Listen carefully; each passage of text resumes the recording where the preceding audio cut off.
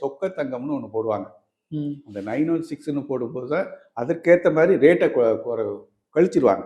இப்போ 92%ங்கிற போது 100% கோல்டுக்கு என்ன ரேட்டோ அதை வந்து நீங்கள் 100ஆல் வகுத்து 92ஆல் பெருக்குனீங்கன்னா உங்களுக்கு கோல்டோட அந்த 916 கிடைச்சி போயிடும். ம். இது நிறைய பேர் போட்டுவிட்டு ஒரு மீம்ஸ் மாதிரி போட்டுவிட்டு அது பெரிய புத்திசாலித்தனமா ஆக்சுவலாக அது புத்திசாலித்தனம் கிடையாது. அதுக்கு உண்டான கோல்டுக்கு உண்டான விலையை மட்டும் தான் நீங்கள் கொடுக்குறீங்க.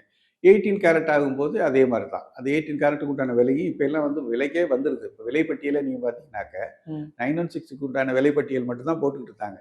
இப்போ 18 கேரட் என்ன ரேட்டு, அடுத்து 14 கேரட் என்ன ரேட்டு, 9 கேரட் என்ன ரேட்டுங்கிறத மென்ஷன் பண்ண ஆரம்பிச்சிட்டாங்க. ஸோ அதனால உங்களுக்கு பொறுத்த வரைக்கும் இனிமேல் நீங்கள் கோல்டு வாங்கும்போது இந்த செய்கூலி சேதாரங்கிறத நான் எப்படி அணுகணும்னு கேட்குறீங்கனாக்க, ஒரு கோல்டே வாங்குறீங்க.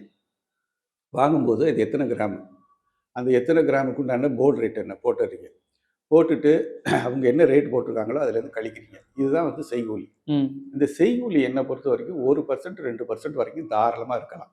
ஏன்னா கோல்டு செய்கிறவங்களுக்கும் அவங்களுடைய இன்வெஸ்ட்மெண்ட்டு அந்த உள்ளே போனோடனேயுமே ராஜா மாதிரி உங்களை கூப்பிட்றாங்க. ஆமாம், கதவை திறக்கிறாரு ஒருத்தர். உங்களை ரிசீவ் பண்ணுறதுமே பார்த்தீங்கன்னா நம்மள பெரிய ஒரு செல்வந்தன் ஆக்கிடுவாங்க. ஆமாம். உள்ளே நுழைஞ்சோடனே நீங்கள் பார்த்தீங்கன்னாக்கா காதுக்கு இனிமையான இசையை கொடுத்துருவாங்க. கண்ணுக்கு வந்து நல்ல அமைதியான ஒரு லைட்டிங், நல்ல லைட்டிங் கொடுத்துருவாங்க.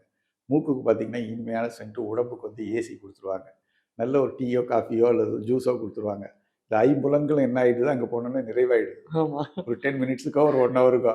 அப்போ என்ன கொடுத்தாலும் நீங்கள் என்ன பண்ணுறீங்க, சரிங்க அப்படின்னு சொல்லிட்டு ஏதோ கேட்குறீங்க, அவங்க குறைச்சா வாங்கிக்கிறீங்க.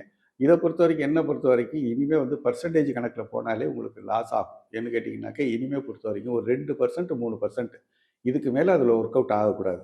இதுதான் புத்திசாலித்தனம். இதை விட்டுட்டு நான் ஆன்டிக் நகை வாங்குகிறேன், பெரிய ஹை மாடல் வாங்குறேன்னா அதுக்குண்டான வேஸ்டேஜ் கொடுக்க ரெடியாக இருந்தீங்கன்னா ஒன்றும் பிரச்சனை இல்லை. ஸோ இதுதான் என்னுடைய அணுகுமுறை.